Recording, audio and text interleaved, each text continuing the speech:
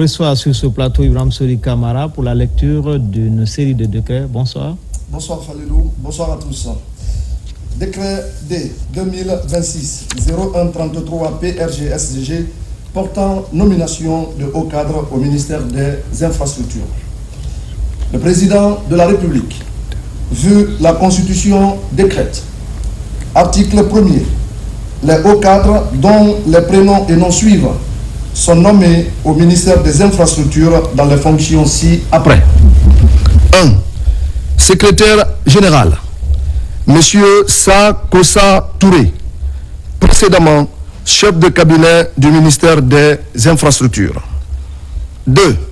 Chef de cabinet, Madame Fatoumata Binta Bari, précédemment chef de cabinet du ministère de l'Économie et des Finances. 3. Conseiller principal, Monsieur Bangali Kamara, précédemment directeur de l'Institut des médias et de communication. 4. Conseiller juridique, Monsieur Alseni Koulibaly. 5. Conseiller chargé des infrastructures, Monsieur Bernard Sagno, précédemment en service à l'AGEROUTE. 6. Conseiller chargé de la planification et du suivi-évaluation, Monsieur Amadou Diallo. 7.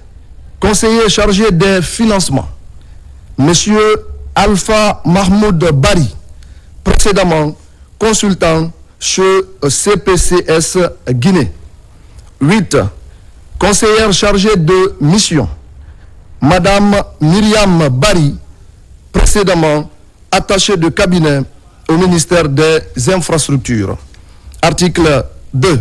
Le présent décret, qui abroge toutes dispositions antérieures contraires, prend effet à compter de la date de sa signature et sera enregistré et publié au journal officiel de la République. Conakry, le 25 avril 2026, signé président Mamadi Doumbouya.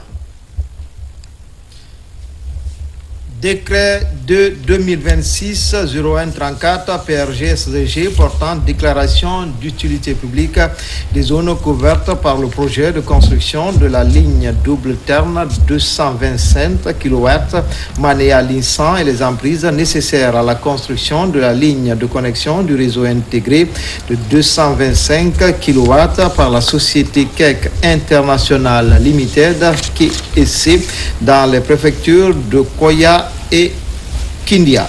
Le président de la République, vu la Constitution décrète, article 1er, dans le cadre de la mise en œuvre du projet de construction de la ligne double terme 225 kW Manéa-Linsan et les emprises nécessaires à la construction de la ligne de connexion du réseau intégré de 225 kW et d'autres infrastructures auxiliaires sont déclarées d'utilité publique. Les zones ci-après décrites sur la carte jointe dont les coordonnées sont en annexe. A. Le site réservé pour le poste de 225 kW si dans la préfecture, dans la sous-préfecture de Manéa, préfecture de Koya, région administrative de Kindia, couvrant une superficie totale de 105 hectares. B. Le site réservé pour le poste de 225 kW si dans la sous-préfecture de Linsan, préfecture de Kindia, région administrative de Kindia, couvrant une superficie totale de 455 hectares.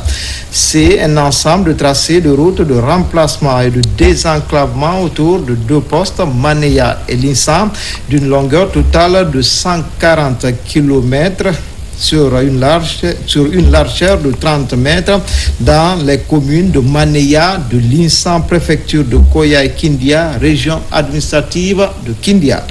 D. Le tracé de la ligne de transport 225 kW d'une longueur de 140 km et d'une largeur de 30 mètres reliant les postes Manéa-Linsan traversant les sous-préfectures de Kouria, préfecture de Koya, Frigiabé, Damakhania, Kolente et Sougeta, préfecture de Kindia, région administrative de Kindia. et l'emprise des routes Koya, Kindia et Kindia-Linsan. Article 2. Les zones visées sont déclarées propriété de l'État guinéen et mises à la disposition de la société KSC International Limited dans le cadre de la mise en œuvre de son projet d'aménagement du barrage hydroélectrique d'Amaria conformément aux dispositions de la loi applicable à la matière. Article 3. Les zones concernées sont mises à la disposition de la société KSC International Limited pour la durée de la construction. Article 4. Les modalités et les conditions de mise à disposition de ces zones seront définies dans les conventions internationales spécifiques relatives aux ouvrages communs. Article 5. Sont interdites sur ces zones réservées toute nouvelle occupation à quelque titre que ce soit, toute transaction et de cession à quelque titre que ce soit de terrain bâti et non bâti comprises dans les zones citées ci-dessus. Article 6. Les occupants de ces zones seront déguerpis au fur et à mesure des besoins d'aménagement de la puissance publique et cela conformément au droit applicable à la matière. Article 7. L'expropriation ainsi déclarée devra être réalisée dans un délai de 3 mois à compter de la date de signature du présent décret. Toutefois, ce délai pourrait être porté à 5 ans pour les opérations prévues au projet d'aménagement et d'urbanisme avec une justification technique valable. Article 8. Le ministère de l'Urbanisme, de l'Habitat et de l'Aménagement du territoire procédera à l'immatriculation des dites zones avant l'affectation définitive prévue à l'article 2 ci-dessus.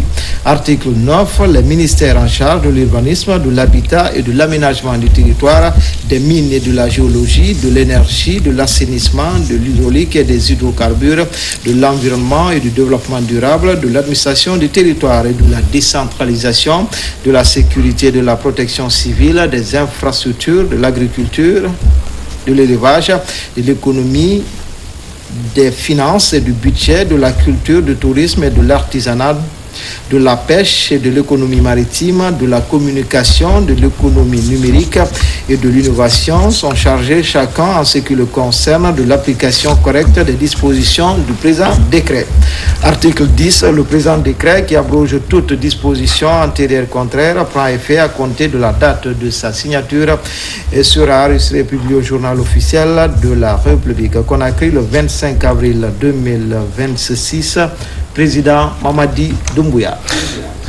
Décret D 2026-0135 PRG-SG portant déclaration de projet d'intérêt national PIN pour la construction de la centrale hydroélectrique d'Amaria d'une capacité de 300 MW et les emprises nécessaires de la construction des lignes de connexion des réseaux intégrés de 225 kV et 30 kV par la société TBA Group CO.Ltd dans les préfectures de Dubreka, Bofa, Fria, Koya et Télimélé.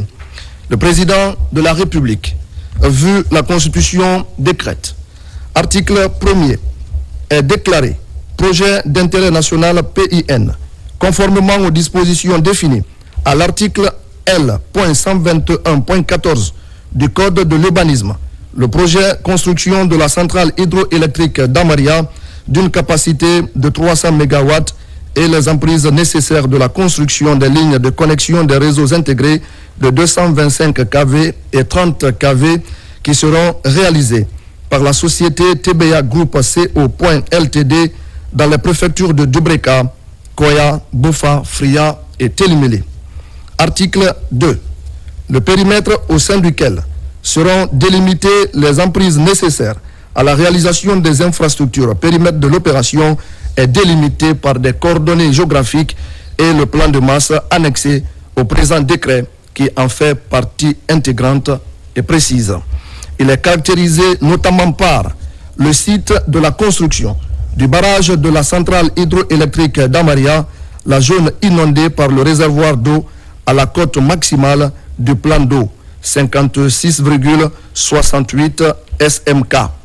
Le tracé de la ligne de transport d'énergie de 225 kV d'une longueur de 100,5 km et d'une largeur de 30 mètres reliant la centrale d'Amaria au poste 225 kV de Bel Air, y compris le site de construction du dit poste préfecture de Bofa. Le tracé de la ligne de transport d'énergie de 225 kV d'une longueur de 85 km et d'une largeur de 30 mètres reliant la centrale d'Amaria au poste 225 kV existant de Manéa, préfecture de Koya. Et le tracé de la ligne de transport d'énergie de 30 kV d'une longueur de 16 km et d'une largeur de 12 mètres reliant la centrale d'Amaria au poste 30 kV existant de Fria pour une superficie de 139,112 km². Article 3. Le périmètre d'opération constitue un périmètre d'intervention foncière créé au profit de l'État. Il est expressément prévu que la société TBA Group CO.Ltd dispose à l'intérieur de ce périmètre d'un droit de préemption sur tout immeuble bâti ou non bâti faisant l'objet d'une aliénation volontaire à titre onéreux sous quelque forme que ce soit. Ce droit sera mis en œuvre conformément aux articles L.312.1 et suivants du Code de l'urbanisme et 121 du Code minier relatifs à la réalisation et à l'appropriation des infrastructures, étant précisé que tout projet d'opération devra, avant toute réalisation, être notifié au préfet de la localité concernée. Obligation est faite au service des domaines, aux notaires, ainsi qu'à tout officier public intervenant dans le périmètre de l'opération à quelque titre que ce soit, d'informer les parties concernées du droit de préemption de l'entité disposant d'un droit de préemption. Toute opération conclue sans respecter cette procédure est nulle et de plein droit. Les immeubles nécessaires à la réalisation des infrastructures du projet ou acquis par l'État en application des présents articles ou de toute autre manière pourront faire l'objet de réserves foncières et ne pourront être cédés, sauf s'ils sont nécessaires à la réalisation des infrastructures du projet. Article 4. Tout type de travaux, compris dans le périmètre d'opération, sont interdits, sauf sur autorisation des autorités compétentes. Les autorisations relatives à l'installation des infrastructures, telles que l'emplacement des pylônes, la construction de la centrale hydroélectrique ou tout autre ouvrage ou travaux auxiliaires, seront soumises préalablement à l'avis du ministère de l'Énergie, de l'Hydraulique et des Hydrocarbures, qui soumettra à son tour à l'appréciation des départements ministériels concernés, dont, entre autres, les ministères en charge de l'urbanisme, de l'habitat et de l'aménagement du territoire, de l'environnement et du développement durable, de l'administration du territoire et de la décentralisation. L'autorisation sera refusée si le département concerné considère que ces travaux, ouvrages et installations ne respectent pas les dispositions nécessaires à la réalisation des infrastructures du projet, notamment au regard des observations des services spécialisés s'ils font obstacle à la conduite des études et travaux visés à l'article ci-dessous du présent décret. Article 5. La durée de validité du présent projet d'intérêt national PIN est de 3 ans, renouvelable une seule fois, et ce à compter de sa date de signature. En vue de leur mise à la disposition exclusive à la société de réalisation des infrastructures du projet et de ses contractants pour les besoins du projet d'intérêt national, les immeubles et droits immobiliers situés ou détenus à l'intérieur du périmètre d'opération feront l'objet d'une procédure conforme aux dispositions du Code foncier et domanial après déclaration d'utilité publique DUP. À la suite de l'approbation des études techniques, environnementales et sociales requises, le tracé définitif ayant fait l'objet d'accord entre la société de réalisation des infrastructures du projet et l'État sera défini par un décret de déclaration d'utilité publique pris dans le cadre de la procédure visée à l'année précédent. Article 6. La société de réalisation des infrastructures et ses contractants sont autorisés à accéder à tout terrain, compris dans le périmètre d'opération, et à les occuper afin de réaliser les études et travaux nécessaires à la réalisation des infrastructures. Dans tous les cas, la société de réalisation des infrastructures aura priorité absolue sur toute autre société de réalisation des infrastructures pour ce qui concerne l'accès et l'occupation des terrains situés à l'intérieur du périmètre d'opération, conformément au permis d'exploitation industrielle et aux dispositions du Code de l'urbanisme et du Code foncier et domanial. Les autorités compétentes, y compris les services déconcentrés, sont chargées de faciliter et de coordonner cet accès. À cet effet, elles veilleront à ce que, sous réserve et dans les conditions prévues par les lois et le présent décret, les propriétaires de terrains et exploitants d'activités réalisées conformément aux lois et règlements au jour de la publication du présent décret prennent les dispositions nécessaires pour permettre à la société de réalisation des infrastructures et ses contractants de réaliser les études et travaux visés à l'alinéa 1er du présent article. Article 7. Sont exclus de ce projet d'intérêt national PIN les routes d'accès à la centrale hydroélectrique d'Amaria qui sont régies par la convention de concession octroyée à la société TBA Group CO. Ltd. Les complexes touristiques, les ports de pêche artisanale, fluviale et touristique et environ, et les emprises des routes Conakry-Dubreka, Koya, Bofa, Fria, Télimélé et Kindia qui restent et demeurent les domaines publics de l'État. Les nouvelles coordonnées jointes en annexe concernent les superficies compensatoires du corridor et des entreprises et des emprises des tracés de transport d'énergie cités à l'article 2 du présent décret et doivent faire l'objet d'immatriculation au nom de l'État guinéen. Article 8. Les ministres des Mines et de la Géologie, de l'Urbanisme, de l'Habitat et de l'Aménagement du Territoire, des Transports, de l'Environnement et du Développement durable, de l'Administration du Territoire et de la Décentralisation, de la Sécurité et de la Protection civile, de la Pêche et de l'Économie maritime, de l'Agriculture, de l'Élevage, de l'Énergie, de l'Hydraulique, de l'Assainissement et des Hydrocarbures, des Transports, des Infrastructures et de la Culture, du Tourisme et de l'Artisanat sont chargés, chacun en ce qui le concerne, de l'application correcte du présent décret.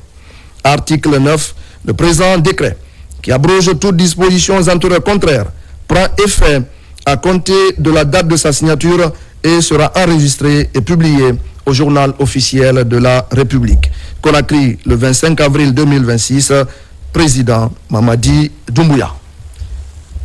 Décret de 2026-0136 PRG-SDGG portant déclaration d'utilité publique des zones couvertes par le projet d'aménagement du barrage hydroélectrique d'Amaria de la société TAB Group CO Ltd. Le président de la République, vu la Constitution, décrète, article 1er, dans le cadre de la mise en œuvre du projet d'aménagement du barrage hydroélectrique d'Amaria pour les opérations de construction de forces hydrauliques, de transport et de distribution d'énergie hydroélectrique et d'autres infrastructures auxiliaires sont déclarées d'utilité publique d'EIP, les zones ci-après décrites sur la carte jointe dont les coordonnées sont en annexe. A. Les sites réservés pour le barrage hydroélectrique, la centrale, les bases de vie, le réservoir d'eau et les sites de recasement dans les sous-préfectures de Tondon, Badi, Ouasso, Khorira, Falesade, Samaya, Kouria, Baguiné, Sogolon et la commune urbaine de Fria. Dans les préfectures de Dubreka, Kindia, Koya, Télémélé et Fria, région administrative de Kindia et de Boké, couvrant une superficie totale de 132 km², soit 13 200 hectares. La liste des villages et des districts est jointe en annexe. B. L'emprise de la route d'accès au barrage hydroélectrique d'Amaria d'une longueur de 16 km sur une largeur de 30 mètres traversant le village de Gemeinde dans la commune rurale de Ouassou, préfecture de Dubreka, région administrative de Kindia qui couvre une superficie de 48 hectares. C. un ensemble de tracés de routes de remplacement et de désenclavement autour du réservoir d'eau d'une longueur totale de 100 km sur une largeur de 30 mètres dans les communes rurales de Baguiné, Sogolon, Badi et Tondon, préfecture de Fria, Télémélé et Dubrika, région administrative de Boké de Kindia, soit une superficie de 300 hectares. D. Le site de la reconstruction de la centrale de pompage de Rossal, commune urbaine de Fria, région administrative de Boké. E. Les deux tracés de la ligne de transport de 225 kV, dont l'un faisant une longueur de 85 km et une largeur de 30 mètres, reliant la centrale d'Amaria-Conakry via le poste 225 kV existant de Manéa, sous-préfecture de Manéa, préfecture de Koya, région administrative de Kindia, et l'autre d'une longueur de 1005 km et une largeur de 30 mètres, reliant la centrale d'Amaria au poste de 225 kV de Bel Air, y compris le site de construction du dit poste, préfecture de Bofa, région administrative de Boké, d'une superficie de 557 hectares. C. Le tracé de la ligne de transport de 30 kV d'une longueur de 16 km et d'une largeur de 12 mètres, reliant la centrale d'Amaria au poste 30 kV existant de Fria d'une superficie de 19,2 hectares. L'emprise des installations du chantier couvrant une superficie de 135 hectares. Article 2. Les zones visées sont déclarées propriété de l'État et mises à la disposition de la société TAB Group CO Ltd. dans le cadre de la mise en œuvre de son projet d'aménagement du barrage hydroélectrique d'Amaria, conformément aux dispositions de la loi applicable à la matière. Article 3. Les zones concernées sont mises à la disposition de la société KSC International Limited KSC pour la durée de la construction. Article 4. Les modalités et les conditions de mise à disposition de ces zones seront définies dans les conventions internationales spécifiques relatives aux ouvrages communs. Article 5. Sont interdits sur ces zones réservées toute nouvelle occupation à quelque titre que ce soit, toute transaction et cession à quelque titre que ce soit de terrains bâtis et non bâtis comprises dans les zones citées ci-dessus. Article 6. Les occupants de ces zones seront déguerpis au fur et à mesure des besoins d'aménagement de la puissance publique, et cela conformément aux droits applicables à la matière. Article 7. L'expropriation ainsi déclarée devra être réalisée dans un délai de 3 ans à compter de la date de signature du présent décret. Toutefois, ce délai pourrait être porté à 5 ans pour les opérations prévues au projet d'aménagement et de l'urbanisme avec une justification technique valable. Article 8. Le ministère de l'Urbanisme, de l'Habitat et de l'Aménagement du territoire procédera à l'immatriculation des dites zones avant l'affectation définitive prévue à l'article 2 ci-dessus. Article 9. Les ministères en charge de l'urbanisme, de l'habitat et de l'aménagement du territoire, des mines et de la géologie, de l'énergie, de l'assainissement, de l'hydrocarbure et de l'hydraulique, de l'environnement et du développement durable, de l'administration du territoire et de la décentralisation, de la sécurité et de la protection civile, des infrastructures, des transports, de l'agriculture, de l'élevage, de l'économie, des finances et du budget, du plan et de la coopération internationale et du développement, de la culture, du tourisme et de l'artisanat, de la pêche et de l'économie maritime, de la communication, de l'économie numérique et de l'innovation sont chargés chacun en ce qui le concerne de l'application correcte des dispositions du présent décret. Article 10. Le présent décret qui abroge toute disposition antérieure contraire prend effet à compter de la date de sa signature et sera enregistré au journal officiel de la République Conakry le 25 avril 2026. Président Mamadi Doumbouya. Décret D 2026-01-37 PRG SGG portant nomination de haut cadre au ministère de la modernisation de l'administration et de la fonction publique. Le président de la République, vu la Constitution, décrète. Article 1er. Les hauts cadres dont les prénoms et noms suivent sont nommés dans les fonctions ci-après. 1. Conseiller principal. Monsieur Alseni Galimengue Souma, expert en management décisionnel et optimisation des processus à la performance de l'action publique. 2. Conseiller juridique. Monsieur Yamoussa Nana Kamara. 3. Conseiller chargé des questions de réforme administrative, de la fonction publique et de la qualité du service public. Monsieur Alpha Bari, précédemment inspecteur général de l'administration publique. 4. Conseillère chargée de la modernisation et de la digitalisation de l'administration. Madame Mariama Kamara, experte en pilotage de projets de transformation numérique et organisation des systèmes d'information. 5. Conseiller chargé de mission, Monsieur Farah Yeya Tolno, précédemment directeur général adjoint du Bureau de stratégie et de développement. Article 2.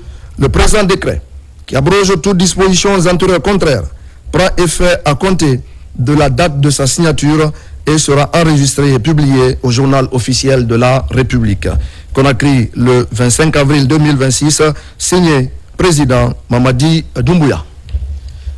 Décret de 2026-0138 PRGSGG portant promulgation de la loi ordinaire L 2026-001 CNT portant habilitation du président de la République à légiférer par ordonnance. Le président de la République, vu la Constitution, décrète, article 1er, et promulgué la loi ordinaire L 2026-001 CNT portant habilitation du président de la République à légiférer par ordonnance. Article 2. Le présent décret prend effet à compter de la date de sa signature et sera enregistré et publié au journal officiel de la République. Conakry, le 25 avril 2026, président Mamadi Doumbouya.